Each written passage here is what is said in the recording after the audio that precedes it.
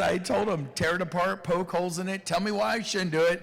I'm really excited about this, and if you don't stop me, remember Jeff? If you don't stop me this weekend, I'm moving next week. That's a great thing to do if you're a guest here. I'm so glad I did it 8 times. All 8 sold their franchises, quit their jobs, and came to EXP. It's called the Save Me from Doing Something Stupid beta test. How many of you can do that? And at one point he did go, he goes, look, we're not leaving Remax. I go, hey, stay there for 30 years. Love Remax. I need your help as a friend. Are we not friends? Yeah, buddy. And like he said, his guard came down. Thank you for making that distinction. It's really important. Somebody like, but shoot, I joined 2 weeks ago. I can't do that. I'm already in. Yes, you can. You can still do the Save Me from beta test. Man, I just got an EXP. I'm so excited. I'm going to put a lot of time, energy, effort, and money into this. But I don't want to do anything stupid. Albie Stasek, will you look at this before I put a lot of energy into this and save me from doing something dumb as my friend? Because I think I'm going to go whole hog after this EXP thing. For me, not for you. Stay at Sotheby's. You stay at Sotheby's. You stay independent. Aaron Clapper, you're going to know this man. He's a stud. Front row, dead center. Jay Kinder yesterday, be a front rower. You are the most front rower of anybody in this room. And when you're in the front row, I can see the whites of his eyes. You know what's happening in the back now? You guys are talking. You're talking in the back. You're being distracted. You're not having the impact you could have if you're up here. Well, we can't be up here. I know that. You know who's up here? The president of Success Magazine's up here. The president of Commercials up here. A lot of people who went across stage are up here. The ones who want it so bad they can taste it are up here. And man, you need to be up here. At Tony Robbins, you need to be near the front. Don't be in the back. It's like church. You sit in the back, oh, church is boring. Because you're in the back and you're being distracted. Don't be distracted. Come on. Woo! I mean, get yourself. Wake up. Wake up. This is your life we're talking about. My life's fine. I love my life because I'm kind of excited. I'm kind of passionate. Passion is infectious, and everybody wants to join a movement. So what are you doing? What are you creating? Are you just letting it all hang out? Or are you just kind of playing it safe? I don't want to look a little, what do they think about me? You're a narcissist. Everybody, you're just so worried about what thinks about you.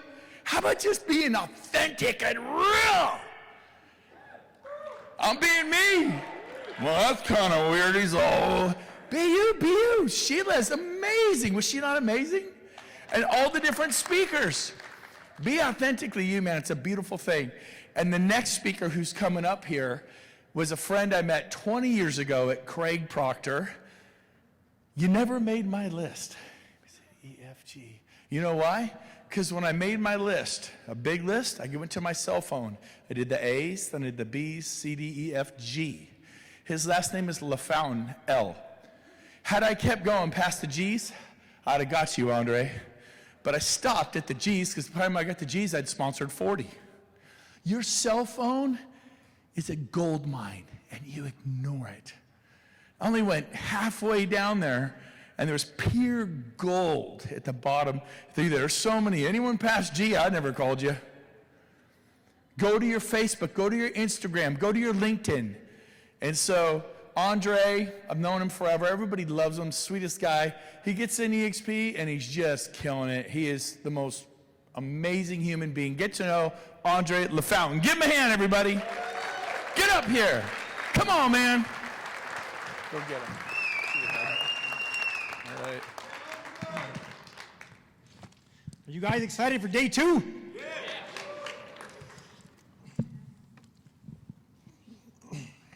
I got to be honest. This is the first time that I've been up in the stage, really in my life. I haven't talked to more than 10, 15, maybe 20 people like this, so I'm a little excited to be here. You can see me a little excited.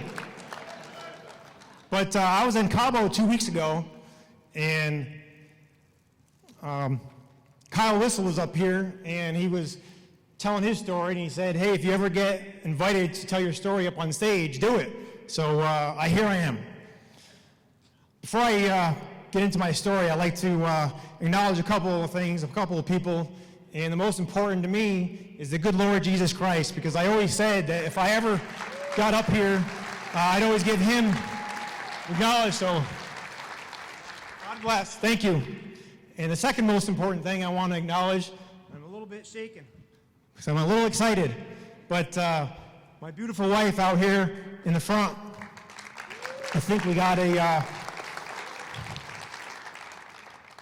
met this beautiful girl in 1985, and I got one of the lucky ones, guys, and she made me the happiest man alive on May 16, 1992, so tomorrow is our 29th wedding anniversary. And we all know that every good man has a better woman behind him. I love you, sweetheart.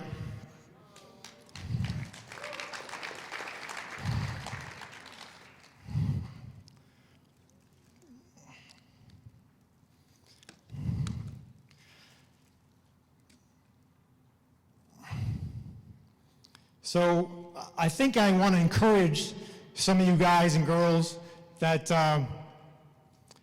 maybe you've been selling real estate full-time, maybe you've been part-time for 2 or 3 years or 5 years before you could actually get your business going.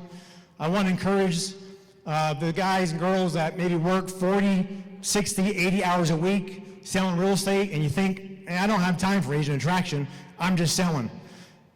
You might also be thinking that, hey, I can't be like Brent Gove, I can't be like Jay Kinder, these guys are legends, right? I was thinking the same thing 2 years ago in Orlando, Florida.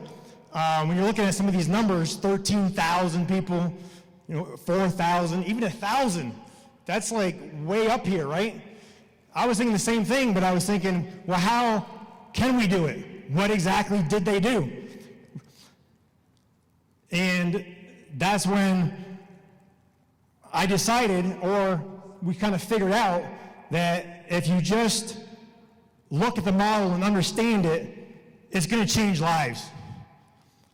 And if you're just consistent with agent attraction efforts, just like you're consistent calling your FISBOs, calling your expired, door knocking, whatever it is that you're consistent at, whatever you're good at, you don't have to be good at everything, you just got to be good at one thing and just do it a lot, over and over again. And it's all about consistency.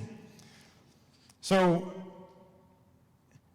if you're willing to just grind it out and put the time in, if you're kind of like me and just willing to put in the hard work, it's going to happen.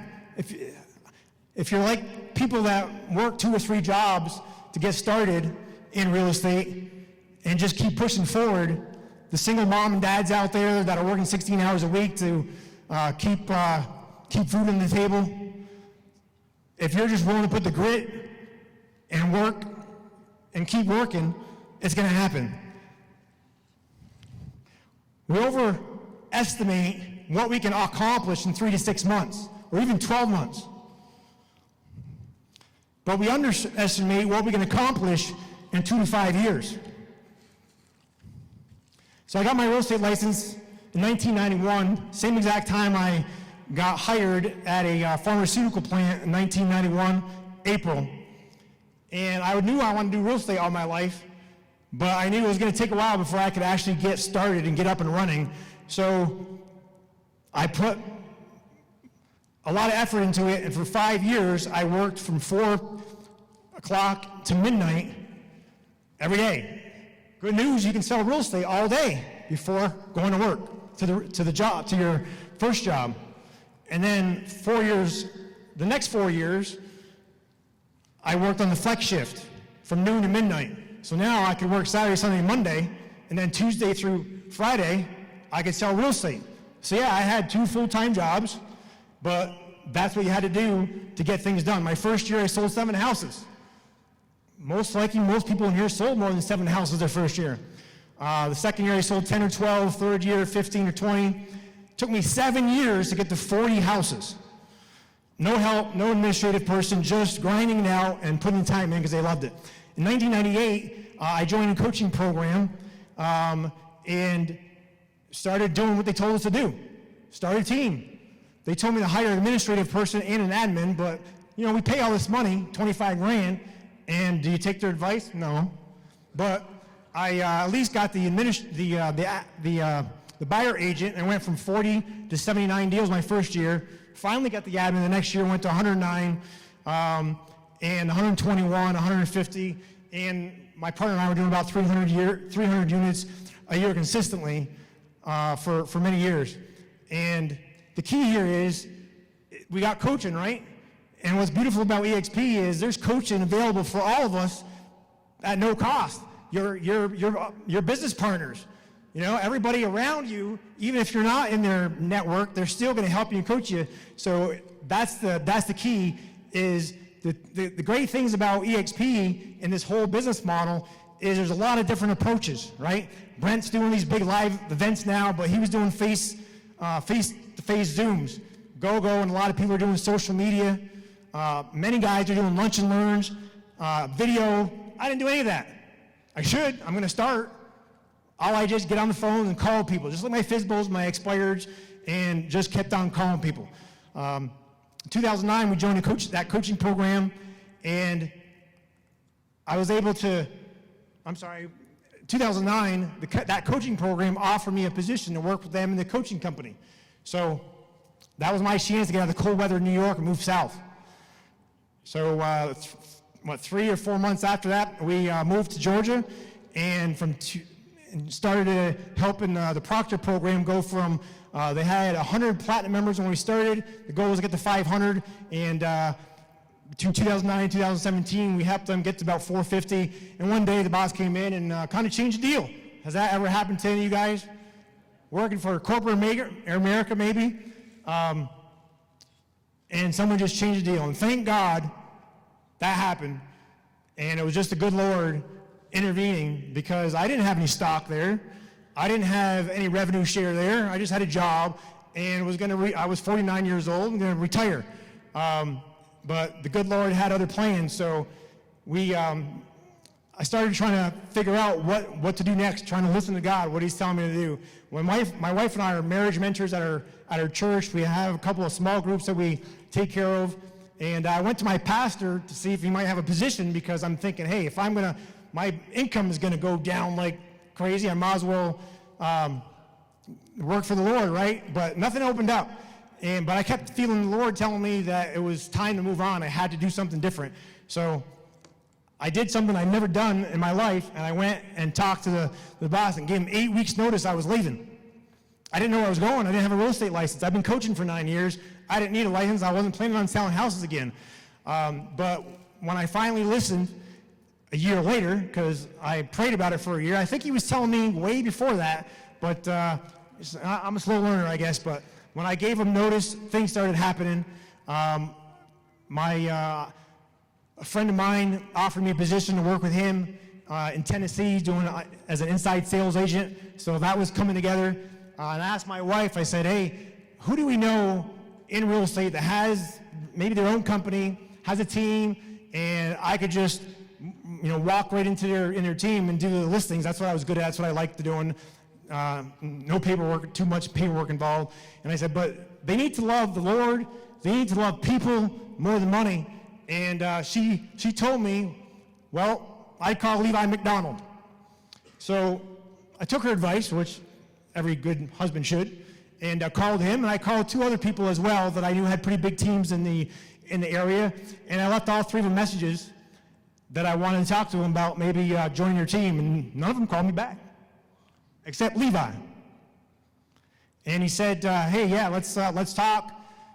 Set him an appointment, met with him and Dan, and he said, hey, before you come down, I need you to watch this video. All right. So I'm watching this video, and of course, Brent Gove's on the video, and I said, I know that guy. I remember him. We went and proctored 2004, right? And I'm watching this, and he's talking about stocks and leads and revenue share, and I'm thinking, uh-oh. I said to myself, they're going to try to get me into this network marketing thing. And I said, I wasn't too crazy about that, but, I just wanted to join a team, a real estate team, and just start selling houses again. But I met with Dan and Levi, and they took me into the world, checked out accounting and tech support, and it didn't take me long to figure out, wow, this is the real estate of the future, right? So I said, I got to do my due diligence, but I was in. I'm saying that to myself, I'm in. And so I decided to go get my real estate license in Georgia, got my license, and at the same time accepted that Tennessee job because I had to get my money back up and running because I knew it was going to take a while to get my real estate business going. So I said, all right, here we go again, 2 full-time jobs at 49 years old. So I worked 40 hours a week for the ISA as an ISA in Tennessee, and then I started calling Jay Kinder and Al Stasek and Michael, doing three-way calls on the evening and weekends because that's what they told me to do. Don't answer questions, make your three-way calls and Zooms, and have your help from your business partners. And I did that so much that Jay and Al offered me a position. Hey man, you got to come work for us and start calling our leads. And it made sense to me, right? It was a good alignment. So I did that with the idea, hey, once I get my income up to about $10,000 a month, then I can give them notice and just start working for myself. So I started calling. I want to show you this spreadsheet because I know Brent says, hey, when you build this thing fast, it's a lot more fun and it's a lot easier. And I got to tell you, I wasn't too fast.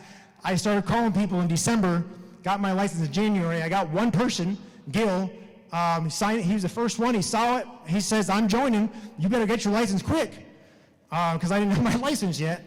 And he signed the ICA. I said, how hard is this? Got my first one. But he never actually transferred his license for about 1.5 years. Did that ever happen to any of you guys? Month 2, 0, 3, I got Tom, right? 3 weeks later, Tom left. I brought Chuck and Calvin in March. Calvin left a few months after that. Brian in April and Pierre in May. So the point is, 7 months, I brought in 5 people and 2 people left. Anybody ever leave, you guys? Right? 7 months, I made $408.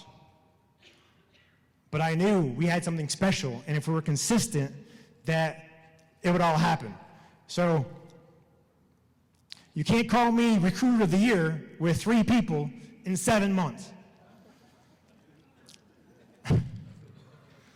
But my goal simply was to call 2 people a day, 5 days a week. You guys, I'm not telling you anything you haven't heard already. 10 people a week, 40 a month.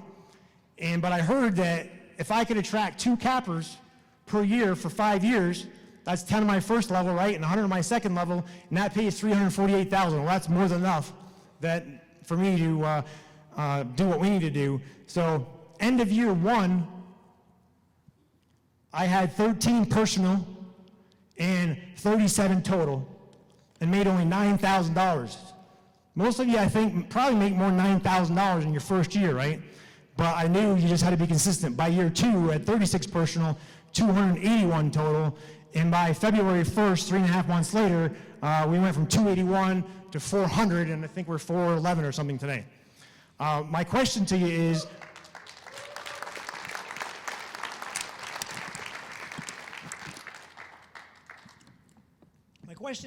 my question is, why do we stop calling people? We might call them 2 a day, 5 days a week for what, 2 months, 3 months? Maybe the good ones do it 5 or 6 months, right? If I would have stopped at 6 months, I would have made $400. It's consistency. That's what it is. It's all about consistency and what's your why. Remember, we had a 5-year plan. Don't forget the 5-year plan. And what's your why? You just need to know your why. Write it down on paper, write it down on your vision board, and look at it every single day. But I didn't tell you, when I was going through that transition, trying to figure out what I was going to do until if I should get into ministry, start a not-for-profit that my wife and I were thinking about, I asked myself, what was my why? What going forward? I didn't really know. I really wasn't sure. I knew I wanted to make a difference. I knew I wanted to be a bigger impact on people, share the gospel, bring a few people to Jesus, and contribute more money to my not-for-profits. As I was doing my due diligence on EXP, I heard about the money Brent, Gove, and Jay Kinder were making. When I started working for Jay now, 2 years ago, they had about 1,200 agents earning $60,000 a month. You saw their numbers yesterday, right? 400,000 and 6,000 agents in the last 2 years. I remember praying and asking God for direction. Hey, should I go and get into ministry? Should I do this EXP thing? To be perfectly honest with you and transparent, I was a little afraid about making that kind of money because I didn't want money to be my idol again. When I was working 80 hours a week, we had a great marriage, great life, 2 kids. We had threw a couple of kids in there as well. When I was working in New York 80 hours a week, money was my idol. But when we moved to Georgia into the Bible Belt, we found a great Christian church, got saved, and over time, Jesus started changing my heart, and money and career was getting down towards the bottom of the list, and of course, your family is first. So I remember exactly where I was heading to work in my truck one morning, promising God that if He opened up the door for ministry, I'm happy to go from where I was to 30 or 50,000 a month. We can do that. We have everything already paid off. We can make that happen. But if you're going to let me do this EXP thing and open up these doors, and I start making a lot of money so I can help a lot of people, to make sure that money was never going to be my idol again, I promised the good Lord that anything that we made over a certain amount, I would open up a bank account, put it a ministry account for our not-for-profit, and start donating money to whatever the good Lord told me to get to donate it to. And I'm super excited to tell you that we're almost there. The account is already opened a few months ago, and our big why is going to be hit very soon.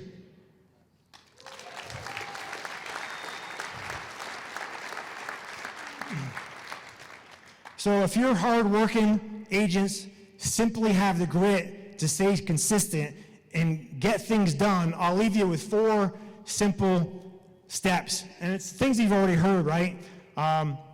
Get very clear on your goals and your action plan, and what are you willing to do to reach that goal. Have a 5-year plan and 100% commit to it, and be very consistent by time blocking in your schedule to do those action steps. And never quit. Never, absolutely never quit. Don't let anything get in the way of your plan, and thank God every day for all the blessings that we already have. So these are the not-for-profits that we support. Please feel free to take a picture and check them out. That's really true to our heart. The first 2, they're friends of mine from my church. They go all around the country and make pastors, help pastors start churches. Whispering Hope, the pregnancy center, it just gives women alternative to choose life. Obviously, we've all heard about Joyce Myers and what they do, and then Compassion International, releasing children from poverty. So please check those out. And like my business partners always say, Jake Kinder, Michael Reese, and Al Stasik, we'll see you at the top or from the top. Thank you. Right. Way to go.